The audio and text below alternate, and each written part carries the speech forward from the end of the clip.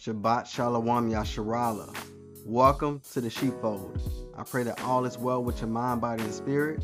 This is episode 2 entitled The Proposal and the Wedding.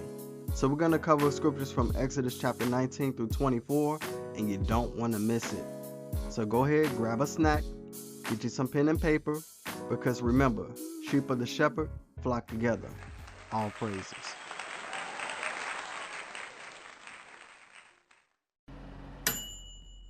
Again, I want to thank you for tuning in on the Shabbat. We're going to get right into it. But before we do, let's give a little backdrop, right? So, we know that the children of Israel were in bondage in Egypt for 430 years, okay? We know what happened with all the miracles, with the plagues that fell, with the Most High bringing us out with a mighty hand. So this is 3 months later, removed from Egypt. And I'm reading from the KJV. So this is Exodus chapter 19. It reads, "In the 3rd month, when the children of Israel were gone forth out of the land of Egypt, the same day came they unto the wilderness of Sinai. For they were departed from Rephidim, and were come to the desert of Sinai, and had pitched in the wilderness, and there Israel camped before the mount. And Moses went up unto God. And the Lord called unto him out of the mountain, saying, Thus shalt thou say to the house of Jacob, and tell the children of Israel, Ye have seen what I did to the Egyptians, and how I bare you on eagle's wings, and brought you unto myself.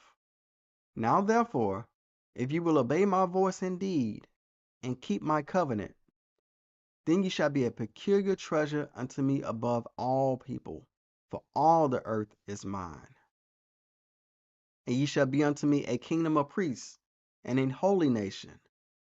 These are the words which thou shalt speak unto the children of Israel." So let's pause there.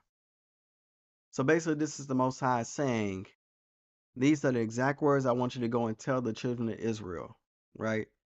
And the Most High lays out like, you witnessed my power. You've witnessed my miracles. You saw how I protected you and brought you out with a mighty hand, right? You was a witness to these things. And he gives Moses the direct words to go tell the people. So let's continue on. Verse 7. "And Moses came and called for the elders of the people, and laid before their faces all these words which the Lord commanded him. And all the people answered together and said, All that the Lord hath spoken, we will do." I'm going to read that again. "And all the people answered together and said, All that the Lord hath spoken, we will do. And Moses returned the words of the people unto the Lord." Let's pause there.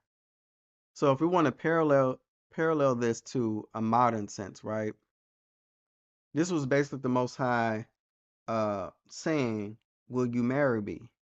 by referencing the covenant. Will you be my wife? Will you be my bride? And we said yes. Just like in a modern sense, when a man goes to propose to a woman, he makes all these affirmations of what she means to him, right? You're special. I love you. You're virtuous. I'm so glad to have you in my life. I want to spend the rest of my life with you. All these affirmations. The Most High was basically doing the same thing, saying, you're a treasure to me. You're a peculiar people, a royal priesthood, a holy nation, to have you unto myself above all people. So the Most High is literally laying out what we mean to him. It's the same thing. We're talking about the proposal here, right? And just like the woman says yes after the man proposes, we said yes. We answered all together and said, all that the Lord has spoken, we will do. Right? So let's continue on. Verse 9. "And the Lord said unto Moses, Lo, I come unto thee in a thick cloud, that the people may hear when I speak with thee, and believe thee forever." And Moses told the words of the people unto the Lord. So Moses goes back and relays what we said to the Most High, right? So now, let's continue on. "And the Lord said unto Moses, Go unto the people, and sanctify them today and tomorrow, and let them wash their clothes. And be ready against the third day, for the third day the Lord will come down in the sight of all the people upon Mount Sinai. Why is that important? He tells the people to sanctify themselves for 2 days and be ready on the third day to wash their clothes, because a wedding is about to take place. So it has to be a cleansing, a purification process, a sanctification. Wash your clothes, be sober minded, abstain from any type of sin or wrongdoing, right? Be ready, because a wedding is about to take place. It reads, "And thou shalt set bounds unto the people round about, saying, Take heed to yourselves, that ye go not up unto the mountain, or touch the border of it. Whosoever toucheth the mount shall surely be put to death. There shall not a hand touch it. He shall surely be stoned or shot through. Whether it be beast or man, it shall not live. When the trumpet sounded long, they shall come up upon the mountain." So the Most High is giving clear instructions. Why? Because you're coming to holy ground. You enter into the holies of holies, right? This is a very sacred moment, a very sacred ceremony. So it has to be order and instructions, right? So Moses set bounds round about the people, meaning ropes or chains or whatever they had to set bounds around the mountain so that they wouldn't go up. They wasn't even allowed to touch it. They couldn't even touch the border. The Most High said, I don't care whether it's a baby, man, beast, anybody even touch the border or try to go past it will die. You're either going to be stoned or shot through. Why? Because this is a sacred moment. A sacred moment. Nothing can be defiled. Nothing can defile this. Anything that defiles this moment has to die. It cannot live. Right? Let's read on. "And Moses went down from the mount unto the people and sanctified the people, and they washed their clothes." Right? "And he said unto the people, Be ready against the third day. Come not at your wives." I want to point that part out. Come not at your wives, meaning no sex. Again, this is a very sacred ceremony that's about to take place, and you have to be sanctified. There's a sanctification process that has to take place. Nothing can defile this moment, right? So, not even sex, no sex. It says, "And it came to pass on the third day in the morning that there were thunders and lightnings and a thick cloud upon the mount, and the voice of the trumpet exceeding loud, so that all the people that was in the camp trembled." Can y'all imagine this? Early in the morning, dark clouds, thunders, lightning, loud trumpet, so loud that it made people scared, afraid. They trembled. It says, "And Moses brought forth the people out of the camp to meet with God. And they stood at the nether part of the mount," meaning the base of the mount or the bottom part of the mount, right? The near part of the mountain. Wow. Can y'all imagine this? Like, I want us to really visualize this, right? Let's continue on. "And Mount Sinai was altogether on a smoke, because the Lord descended upon it in fire, and the smoke thereof ascended as the smoke of a furnace, and the whole mountain quaked greatly. And when the voice of the trumpet sounded long, and waxed louder and louder, Moses spake, and God answered him by a voice." Wow, like, can you visualize that? Like, the whole mountain smoking, on fire. I don't know if y'all ever seen like how, it smokes in a furnace, but it's very intense, very intense. And it says, "And the whole mountain quaked greatly." Like, can you imagine a 7, 8, 9 on the Richter scale? Loud trumpet, getting louder and louder. And then you hear the Most High's voice. His voice. You can't tell me they wasn't scared. You can't tell me they wasn't fearful. My goodness. Verse 20. And the Lord came down upon Mount Sinai on the top of the mountain. And the Lord called Moses up to the top of the mountain. And Moses went up. So here's Moses going up to meet with the Most High. And the Lord said unto Moses, Go down, charge the people, lest they break through unto the Lord to gaze, and many of them perish. And let the priests also which come near to the Lord sanctify themselves, lest the Lord break forth upon them. So these are clear instructions, right? After Moses goes up, he tells Moses, all right, now go back down, go talk to the people, charge the people, remind them, because you know how people is. We nosy, we curious, we super curious. You can't tell me with the Most High Himself descending down upon that mountain that some of us wasn't curious and want to take a little peek, a little sneak peek, a peekaboo, or to gaze to see what the Most High looks like. And He knew we would try, right? Either to go past the ropes or the chains or what was in place to try to go up and see Him, or to simply try to peek, right? So He reminds the people, He even tells the priests, even the priests had to sanctify themselves, right? It says, And Moses said unto the Lord, The people cannot come up to Mount Sinai, for thou chargest us, saying, Set bounds about the mount and sanctify it. So here's Moses saying, basically, they can't come up even if they try, because we already set bounds, and you didn't told us to set bounds and sanctify it, so they can't come up, right? And the Lord said unto him, Away, get thee down, and thou shalt come up, thou and Aaron with thee, but let not the priests and the people break through to come up unto the Lord, lest he break forth upon them. So again, he reiterates, go ahead, Moses, go down. I know you said you didn't already set bounds, but go down. And this time bring Aaron back with you. But not the other priests, just Aaron. And remember, don't let them try to break through to come up and see what I look like, right? To try to gaze upon me. Verse 25. So Moses went down unto the people and spake with them. All right, so that's all of chapter 19. That's all of chapter 19. Let's just sit down and think about this, y'all. Can you imagine what it's like to be there? Because this is a wedding ceremony that's taking place.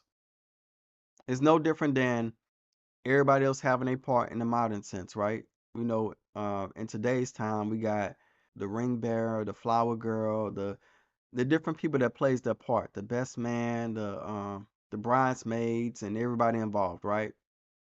So it's the same thing. You have the elders involved in this. You have the priests, you have Aaron, you have Moses, different people playing their part, and the Most High is giving instructions on who he wants to do what, right? So let's continue on to chapter 20. This is getting good, y'all. Hope y'all enjoying it.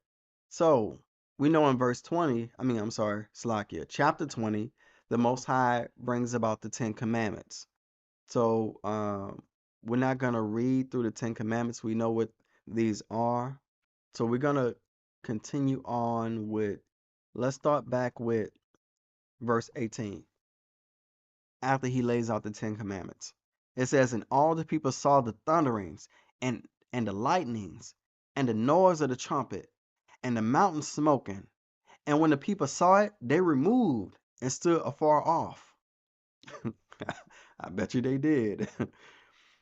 And they said unto Moses, Speak thou with us, and we will hear, but let not God speak with us, lest we die. And Moses said unto the people, Fear not, for God has come to prove you, that his fear may be before your faces, that ye sin not. So Moses saying, basically people saying that they were so afraid that they didn't want God to speak to them directly, right? They wanted to hear through Moses. Moses, you tell us what the Most High is saying, because they were so fearful just to hear his voice speak to them directly. They thought they would die. That's just how powerful his presence is. And Moses is saying, you don't have to be afraid. The Most High, he's not here to unalive you or kill you. He's here to prove you, to try your heart. that you may reverence him, that ye sin not. Verse 21 says, and the people stood afar off, and Moses drew near unto the thick darkness where God was. And the Lord said unto Moses, thus thou shalt say unto the children of Israel, ye have seen that I have talked with you from heaven. So he goes on to give more commandments about not making gods of silver and gods of gold and burnt offerings and the peace offerings. And he goes into chapter 21. In chapter 21 through 23, it covers the statutes and the judgments and the ordinances that pertains to servitude, personal injuries, property rights, sundry laws, the annual feasts to keep, and instructions on what to do after we've conquered the lands that of our enemies that the Most High gives us, right? So that's all of Exodus 21 through 23. Now, we're going to fast forward to the actual wedding ceremony. Right, so we've had the proposal, we've had the preparation, everybody's in place, everybody's playing their part. Now it's about to happen.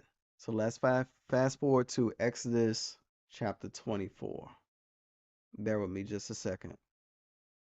Verse 1, it reads, and he said unto Moses, come up unto the Lord, thou, and Aaron, and Navab, and Abihu, and 70 of the elders of Israel, and worship ye afar off. And Moses alone shall come near to the Lord, but they shall not come nigh, neither shall the people go up with him. So again, these are clear instructions, right? The ceremony is taking place. He tells, Moses, Aaron, Navab, and Abihu, and the 70 elders to worship from afar off, right? And Moses alone came up. Continuing verse 3, and Moses came and told the people all the words of the Lord and all the judgments, right, that just happened previously. And all the people answered with one voice and said, all the words which the Lord hath said we will do. I'm going to read that again. And Moses came and told the people all the words of the Lord and all of the judgments. And all the people answered with one voice on one accord and said, all of the words which the Lord hath said we will do. So what does this sound like? This sounded like the reciting of the vows, just like in the modern sense again, and that parallel what that looks like. So when the Most High lays out all the judgments and the statutes and the other laws and the ordinances, those are the vows. He's giving the vows, right? And after all the vows were read, the people answered on one accord. We answered and said, all the words that the Lord has spoken we will do. So that's saying yes. They're saying yes at the altar. Will you take this man? That's what's taking place right here, right? Verse 4, and Moses wrote all of the words of the Lord and rose up early in the morning and built an altar under the hill and the 12 pillars according to the 12 tribes of Israel. And he sent young men of the children of Israel, which offer burnt offerings and sacrifice peace offerings of oxen unto the Lord. And Moses took half of the blood and put it in basins, and half of the blood, and sprinkled it on the altar. And he took the book of the covenant and read in the audience of the people, and they said, all that the Lord hath said we will do, and be obedient. Again, we said we will do and be obedient. So we said yes at the altar. It says, and Moses took the blood, he took the blood and sprinkled it on the people and said, behold the blood of the covenant, which the Lord hath made with you concerning all these words. So what does the blood represent, right? Because we're speaking of the covenant. This is what sealed the covenant. This is what confirmed the covenant, or however you want to put it. This was the stamp, the final seal. It says, then went up Moses and Aaron and Navab and Abihu and 70 of the elders of Israel. Now they're going up upon the mountain. And they saw the God of Israel, and there was under his feet as it were a paved work of sapphire stone. and as it were, the body of heaven in his clearness. And upon the nobles of the children of Israel he laid not his hand. Also they saw God, and did eat and drink. Now, we're going to deal with these two verses, right? Because it says that the people of Israel saw God. But a lot of people will reverence the verse, well, no man can see God and live. That's because there's different meanings of see, to see. There's the literal sense, to see with your eyes, but there's a secondary sense of see, which means to see with the mind, to perceive, to know, right? To know God, or to become acquainted with by experience, to experience God, to take heed to God. That's what it means to see God in this context, in this sense. You ever heard somebody saying something like okay, I'll see to it. I'll see that it happens. They don't mean literally with their eyes. They're saying that there's something that they're gonna take care of, take heed to. They're gonna see to it, right? This was an experience. This was a communion, a coming together, a covenant, a bonding between the bride and the groom to become acquainted with. That's what it means to see God in this sense, to experience him. They experienced him, his presence, his voice. It says, and the Lord said unto Moses, come up to me into the mount, and be there. And I will give thee tables of stone, and a law, and commandments which I have written, that thou mayest teach them. And Moses rose up, and his minister Joshua, and Moses went up upon the mount of God. And he said unto the elders, tarry ye here for us, until we come again unto you. And behold, Aaron and Hur are with you. If any man have any matters to do, let him come unto them. So what's happening here is Moses and Joshua, they went up upon the mount. Now Joshua, he didn't go all the way up like Moses did, but Joshua was on the mountain, right? And when they went up, he basically left Aaron and Hur in charge. He said, wait here for us, right? Now, if y'all have any problems, issues, anything break out, I'm leaving y'all in charge. Let them come to Aaron and Hur. That's who's supposed to handle matters. And it says, and Moses went up into the mountain, and a cloud covered the mount. And the glory of the Lord abode upon Mount Sinai. And a cloud covered it 6 days. And the 7th day he called unto Moses out of the midst of the cloud. And the sight of the glory of the Lord was like devouring fire on the top of the mountain in the eyes of the children of Israel. And Moses went into the midst of the cloud and got him up into the mount. And Moses was in the mount 40 days and 40 nights. Wow. So Moses went up for 40 days and 40 nights. But it says for 6 days the Lord was on Mount Sinai. His glory, his splendor, a devouring fire, a thick cloud. Can y'all visualize it? For 6 days. For 6 full days they witnessed the direct glory of the Most High God. He communed with them for 6 days. So we're reading about the proposal, the preparation, and the wedding ceremony. Can you imagine what it was like to be there to witness that? The direct presence of the Most High God. But hey, y'all, it's been an absolute pleasure reading the scriptures on today. But stay tuned, because next week we're going to pick up right where we left off, leading into the blessings and the curses of Deuteronomy chapter 28. And this officially concludes episode number 2. So thank you for listening. Thank you for tuning in. Please share, comment, and engage with the podcast. I greatly, greatly appreciate it, family. And always remember, sheep of the shepherd flock together. All praises. This is the Sheepfold. Shalom.